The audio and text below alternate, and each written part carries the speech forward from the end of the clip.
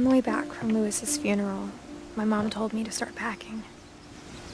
She waited until the day before we left to tell Edie. I'm not sure if she wanted to make it easier or harder.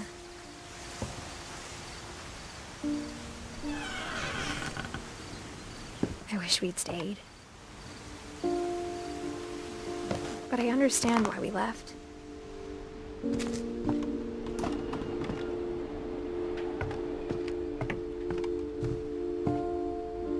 My mom ended up leaving everything behind. What happened that night had been coming for a long time. Maybe it should have come sooner.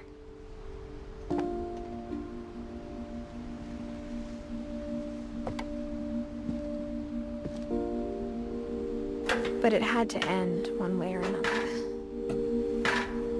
All that's left now is to tell you about that last night.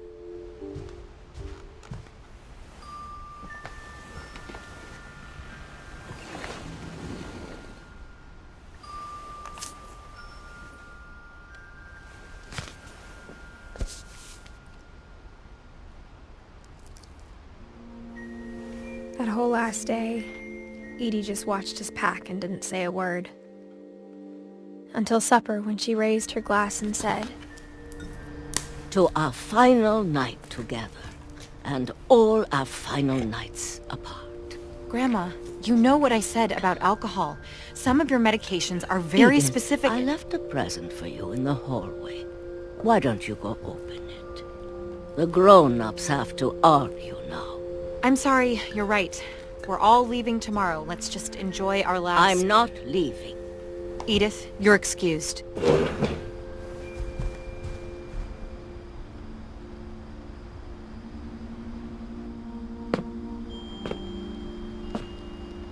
The power had been shut off that morning, but Edie always had plenty of candles.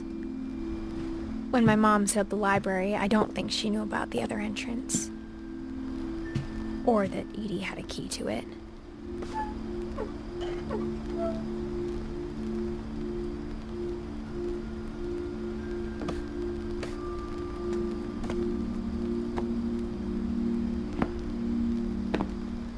That thing you're afraid of isn't going to end when you leave the house. Edith has a right to know these stories. My children are dead because of your stories.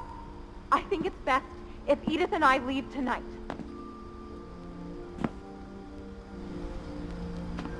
We'll have the nursing home send a van for you in the morning. Okay?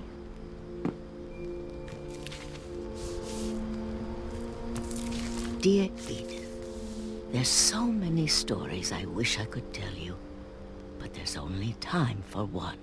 This is about what happened on the night you were born. That night, the tide went way, way out. It was the first and last time I ever saw the old house aground. There'd been an earthquake out in the middle of the ocean. They called it the lowest tide in 1,000 years. God, it smelled awful. You know, I've seen that house every day of my life. But I never thought I'd go back to it. When the fog rolled in, I lost my way.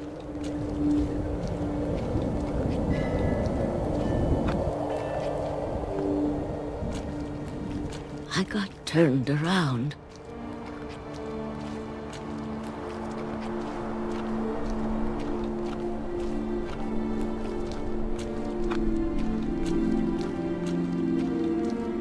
For a while, I wondered. I started seeing things.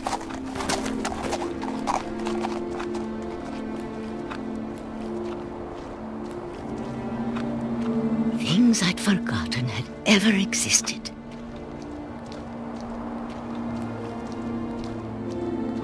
But when I saw them, they felt like old friends. That night, a lot of things came back to me. Or maybe I came back to them.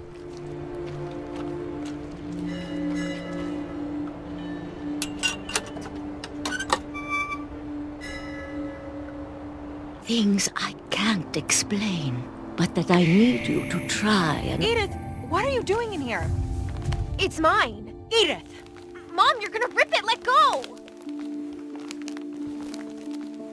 I kicked and screamed, but Mom dragged me to the car.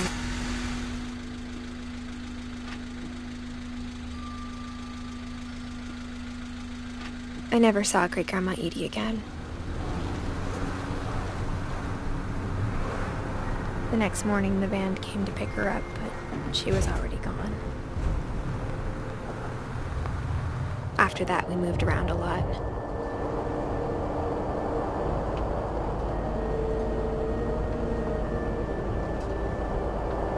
We both tried to make the best of it.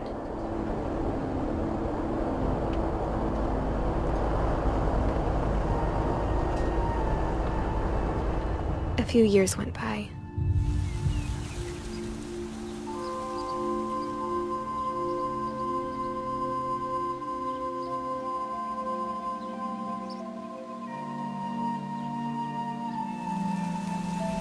My mom didn't like to talk about it,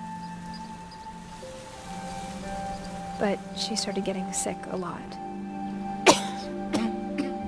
The rest happened pretty quickly.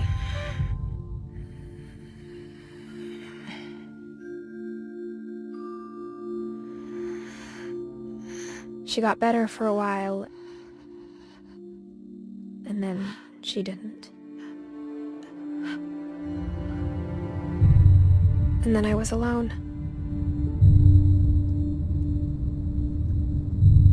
The last Finch left alive.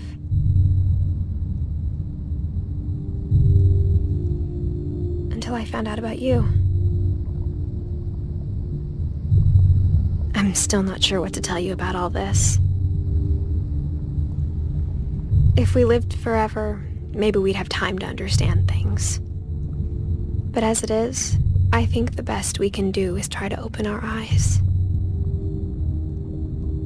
and appreciate how strange and brief all of this is.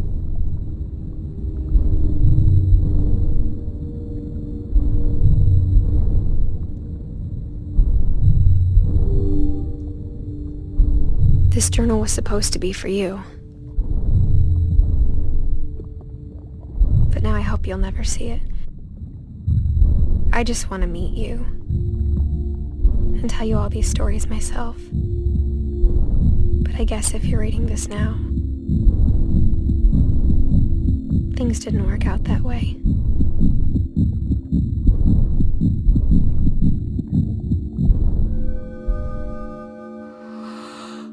This is where your story begins.